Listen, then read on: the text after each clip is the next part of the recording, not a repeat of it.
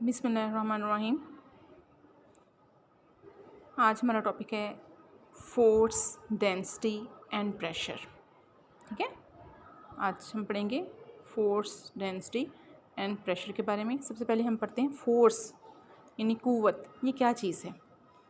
ठीक है, फोर्स, अब आपने भी फोर्स का एक कॉमन वर्ड है, आप उसको लिखाते हैं। अगर हमने कोई चीज़ उठानी हो, रखनी हो, करनी हो, किसी को मूव करवाना हो किसी चीज़ को, तो हम उसके ऊपर क़ुव्वत लिखाते हैं। ठीक है, क़ुव्वत को हम फोर्स कहते हैं। अगर फोर्स हम किसी बॉडी पे लगाएं तो हो सकता है वो मूव करे, हो सकता है वो मूव ना करे। जैसे फर्स्ट करो मैंने एक चेयर लगानी है, उठानी है, मैं उसको थोड़ा सा ड्रैग कर सकती हूँ, थोड़ा सा सीट के आगे लेके जा सकती हूँ। ठीक है, अगर मैं यही फोर्स दीवार पे लगाऊं तो दीवार तो नहीं मूव करके कहीं आगे जा सकती, वो तो नहीं जाएगी। या अगर कोई चीज़ है, गाड़ी आ रही है, मैं उसको हाथ से रोकने की कोशिश करूं तो क्या मैं कर सकती हूँ? नहीं कर सकती। उसकी जगह एक बॉल था, मैं उसको रोकने की कोशिश करूं तो वो रोक सकती हूँ। ठीक है, तो फोर्स वो ऑब्जेक्ट है, फोर्स वो है एजेंट है जो किसी चीज़ को मूव करवाता है या मूव करवाने की कोशिश करता है, रोकता है या रोकने की कोशिश करता है। ठीक है, फोर्स मूव्स और टेंड्स टू मूव, स्टॉप्स और tend to stops the motion of a body. ठीक है, force can also change the direction of a body, direction of body को भी चेंज कर सकते हैं।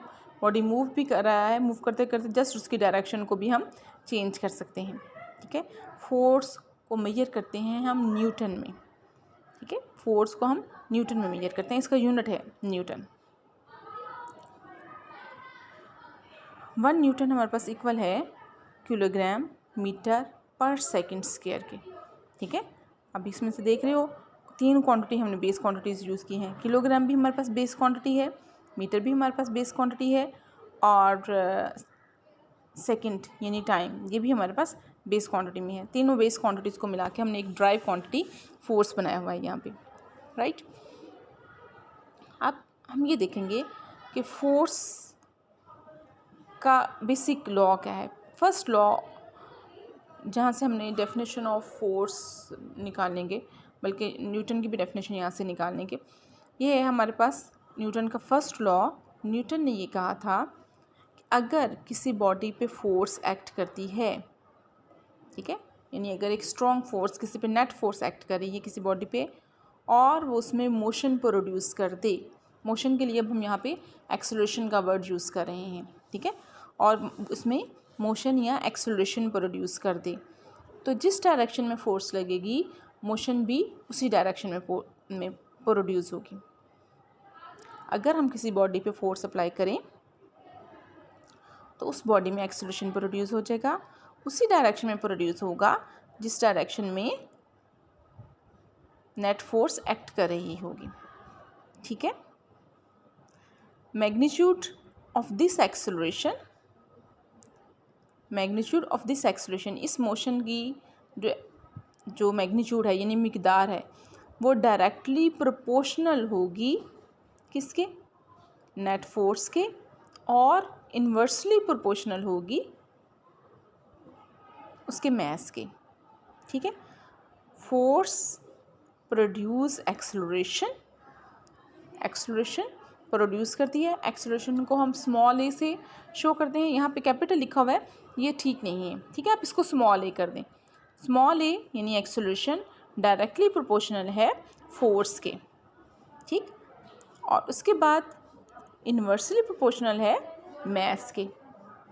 Acceleration directly proportional to force, acceleration direct inversely proportional to mass. Inversely proportional को हम कहते हैं 1/m, यानी फोर्स को हमने डायरेक्टली लिखा ए के साथ, और इन्वर्सली प्रोपोर्शनल को लिखते हैं 1/m।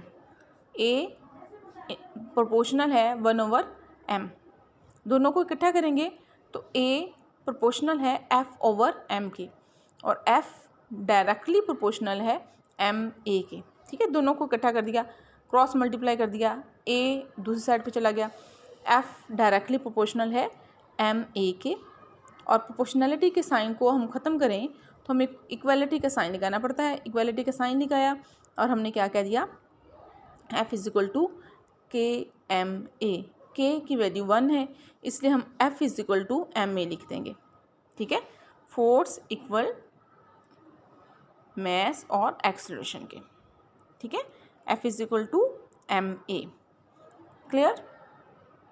यहाँ से हम न्यूटन की डेफिनेशन ले सकते हैं कि अगर कोई बॉडी जिसका मैस 1 किलोग्राम है और उसमें वो 1 मीटर का डिस्टेंस कवर करता है 1 मीटर पर सेकेंड, 1 सेकेंड स्क्वायर टाइम में, यानी 1 मीटर के टाइम में जब उसमें एक्सेलरेशन प्रोड्यूस हो रहा था, तो हमारे पास जितनी फोर्स लगेगी वो 1 न्यूटन के इक्वल होगी।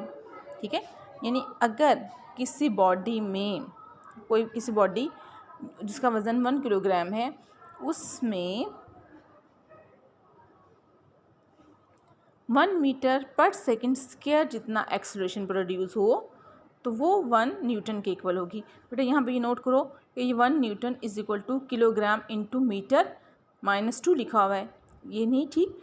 इसको आप करोगे किलोग्राम मीटर और s-2 आएगा, यानी m के ऊपर -2 नहीं है बल्कि किलोग्राम मीटर सेकंड, s साथ लगाओगे, ms-2।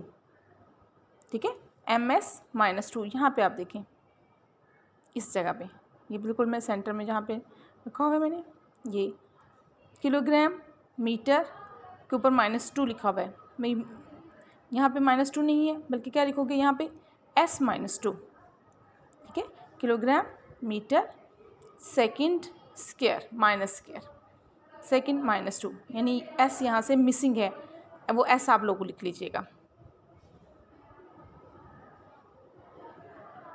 ठीक है, उसके बाद हमारा टॉपिक आ रहा है इनर्शिया। इनर्शिया हम कहते हैं जमूद को। ठीक है, जमूद को कहते हैं, यानी जो बॉडी जिस हालत में होता है वो उसी हालत में रहने की कोशिश करता है। अगर एक बॉडी रेस्ट में है तो उसका दिल करता है मैं रेस्ट की ही हालत में रहूं। ठीक है, अगर कोई बॉडी मूव कर रहा है तो उसका दिल करता है मैं मूव ही करता रहूं। ठीक है, यानी हर बॉडी अपनी जिस स्टेट में होता है वो उसी को मेंटेन रखने की कोशिश करता है। आप किसी हैवी चीज़ को उठाओ, उसको उठाना मुश्किल होता है, क्यों? क्योंकि उसके अंदर इनर्शिया ज़्यादा होता है, वो अपनी पोजीशन में चेंज नहीं चाहता। ठीक है, अलमारी को हटाने की कोशिश करो, नहीं हिलती, क्योंकि उसमें एक मैस ज़्यादा है और दूसरा इनर्शिया, उसका अपना जो है एफर्ट वो करता है, टेंडेंसी ये शो करता है कि मैंने अपनी जगह से नहीं हिलना। ठीक है, जो ये टेंडेंसी शो करना है कि मैंने अपनी जगह से नहीं हिलना, इसी को इनर्शिया हम कह रहे हैं। ठीक है, चीज़ों की जो स्टेट है वो उसी स्टेट में रहने की कोशिश करते हैं, इसको हम क्या कहते हैं, इनर्शिया। ठीक है, कोई बॉडी रेस्ट में है तो रेस्ट में ही रहने की कोशिश करता है, मोशन में है तो मोशन में ही रहने की कोशिश करता है, इसको हम इनर्शिया कहेंगे। जैसे अब आपकी रेस्ट वाली चीज़ों की तो एग्जांपल दे दी, मोशन वाली चीज़ों में आप देख लो कि जब कोई एक्सीडेंट होता है तो हमारा एक्चुअली, और एक्सीडेंट में जो कार ड्राइवर है सपोज, तो उसके कार ड्राइवर का जो सर है वो आगे जाके डैशबोर्ड में लगता है। वो क्यों लगता है आगे जाके उसके डैशबोर्ड में?